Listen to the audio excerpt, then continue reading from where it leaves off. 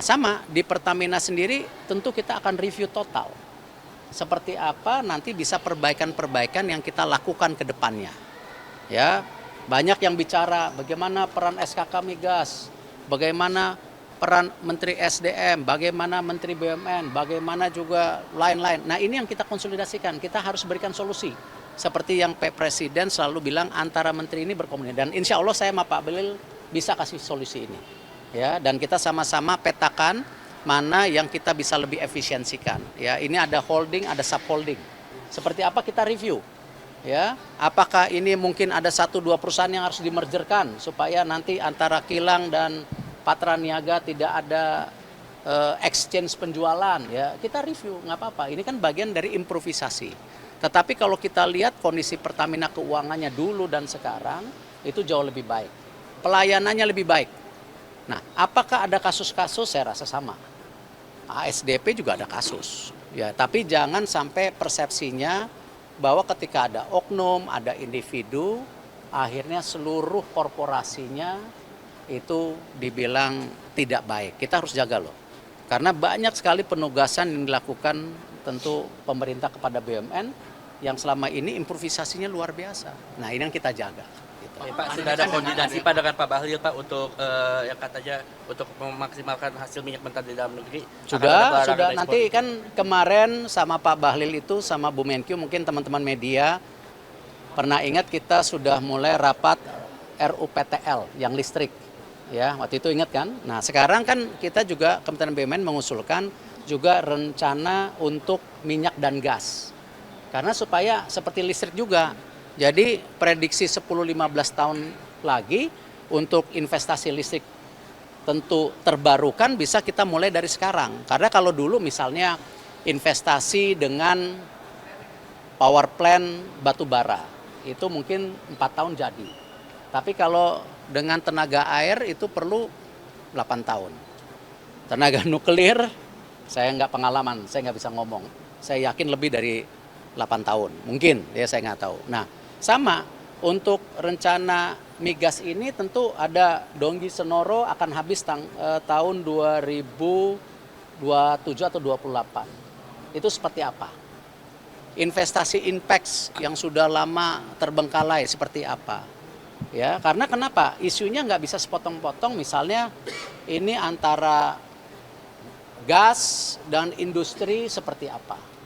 Nah, justru kenapa Bapak Presiden kemarin melakukan pertemuan kementerian di Magelang, atau kemarin gubernur dan wali kota bupati di Magelang, ini sama. Ini bagian konsolidasi. Dan kita harus apresiasi itu. Jadi ya, kalau ditanya apakah sudah bertemu dengan Pak Bahlil, ya sudah. Ini kita lagi dorong RUPTL digetok, baru rencana untuk minyak gasnya yang kita akan dorong juga. Pak, dalam kasus korupsi ini kan Kenapa? Ya enggak, kalau kecolongan ya kembali, kita selama 5 tahun ini kan sudah memperbaikan sistemnya.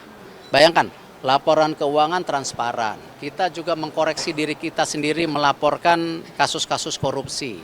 Ya tentu pasti ada, ya dinamika itu ada. ASDP kemarin, ya ada ini, dulu ada juga ya Garuda, ya itu situasi yang justru gini. Jangan justru gara-gara ini kita jadi setback. Justru apa? Apa yang kita lakukan transformasi ini kita harus lebih dorong lagi. Apalagi ke depan, ya apalagi ke depan.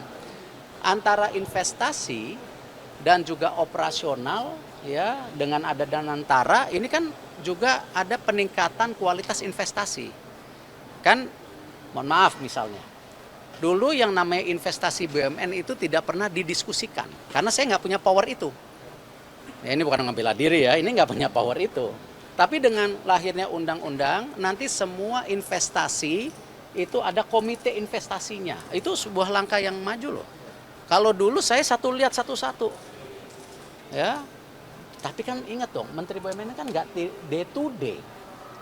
Yang day to day itu kan ya direksi dan komisaris.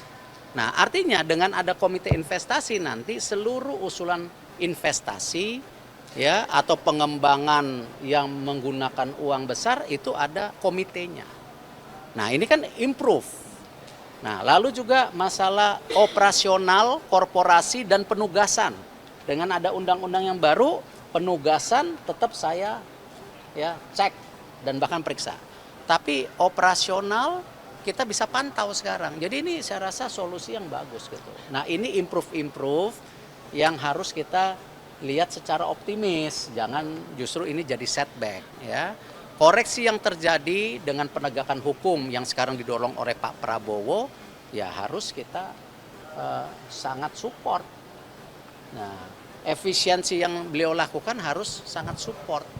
Nah, tinggal kita ya dari kementerian mesti mengadjust ya hal-hal yang memang perlu dilakukan seperti itu. Pak Erik izin Pak, dengan adanya kasus Pertamina tadi Bapak kan mau rencana mereview total Pertamina Pak. Apakah dalam review itu bagaimana memulihkan kepercayaan masyarakat terhadap produk Pertamina Pak? Ya gini, pasti.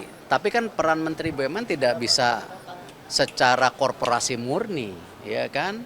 Ya saya sudah lihat bagaimana kemarin saya dan Pak Jaksa Agung, ya silakan Pak Jaksa Agung ditanya, saya rapat jam 11 malam, mengenai isu ya apakah ini blending oplosan, kita tidak mau berargumentasi, betul nggak? Tetapi kalau itu ada oplosan di titik tertentu, ya kita tadi sudah dilakukan penindakan. Ini kan dari Bea Cukai dari Kejaksaan sedang menggali itu. Apakah blending? Nah, blending ini beda lagi karena ada ya yang namanya blending di industri perminyakan yang selama ini sudah terjadi. Nah, ini mesti dilihat dari kategori yang berbeda. Apakah itu koruptif atau bagian penaikan performance daripada bensin tersebut ya, bukan RON, bensin tersebut gitu ya. Kemarin saya ngelihat salah satu YouTube anak-anak muda mencoba bensin BP Vivo Pertamina Shell yang diisi 7 liter ya, 7 liter. Kok jadi Batak nih, 7 liter. 7 liter ya.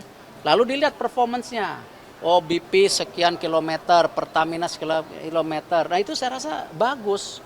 Karena itu bagian dari introspeksi dari masyarakat ya, kenapa dari 4 percobaan ya, ada yang nomor 4, ada yang nomor 3, ya ada yang nomor 2, ya itu kita bagian dari competitiveness. Nah, apakah campurannya lebih bagus? Saya nggak tahu, saya bukan ahlinya. Ya, tapi saya rasa dengan era keterbukaan ini, ya interaksi yang terjadi sangat positif karena ya ini market yang free.